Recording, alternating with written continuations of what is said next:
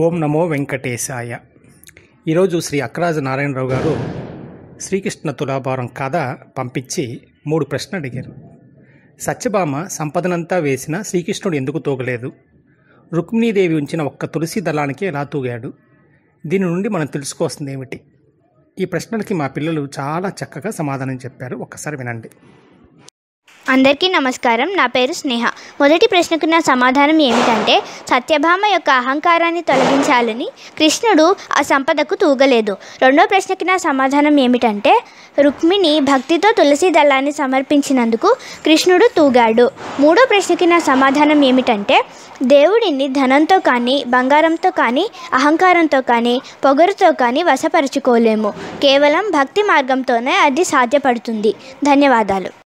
అందరికీ నమస్కారం. నా పేరు ప్రవళిక.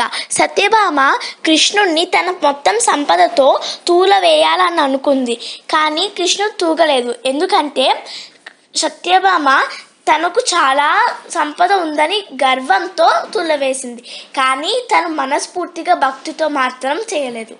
అప్పుడు రుక్మిణీదేవి ఒక చిన్ని తులసి దళాన్ని తన భక్తితో మనస్ఫూర్తిగా సమర్పించింది.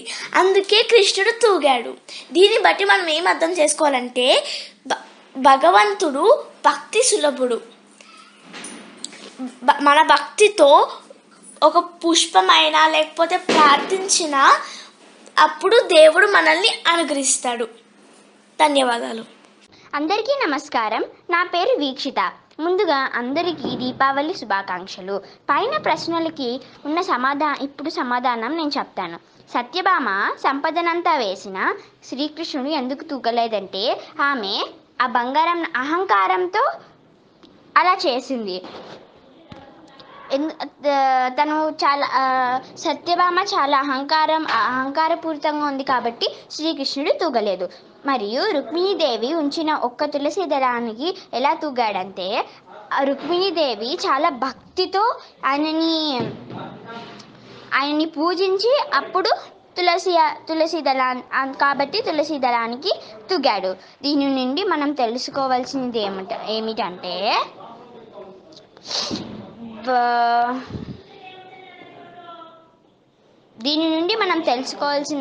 ఏమిటంటే భగవంతుణ్ణి మనం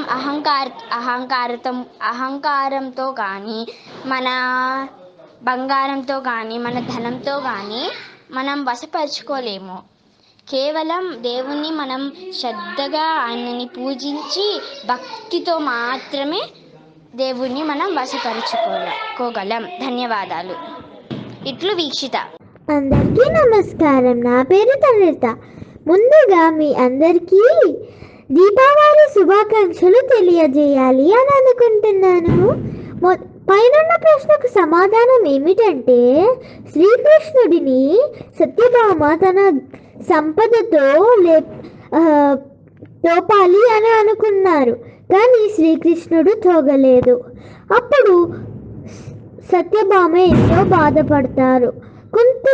కొంత సమయం అయ్యాక రుక్మిణీదేవి వచ్చి ఒక చిన్న తులసి ఆకుని తీసుకొని దాని భక్తితో దాని మీద పెడతారు. అప్పుడు శ్రీకృష్ణుడు తోగగలరు. ఇది ఎలా సాధ్యము అని సత్యభామ ఆశ్చర్యంకి గురవుతారు.